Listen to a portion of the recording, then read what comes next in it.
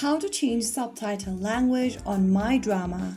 Hi everyone, welcome back to Wake&Tech. If you're looking for a way to change the subtitle language on my drama account, first of all, launch open your my drama application or website. In this case, I'm going to use the website because on my application it usually shows dark screen, so let's go ahead. Launch open a web browser on your device, or you can also open up your My Drama app and sign into your account. On your web browser, type in my-drama.com and you'll end up in this homepage. Make sure that you're signed into your account. Once you are, go ahead and select open for the drama you want to watch, and once the drama starts playing, go to the bottom right corner and tap on the gear icon, and this will be able to show you different subtitle options. Simply go ahead and choose the subtitle you want to change to.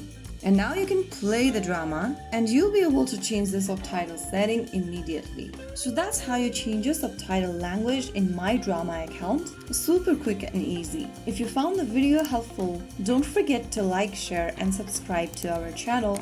I will see you again in the next video. Thank you for watching.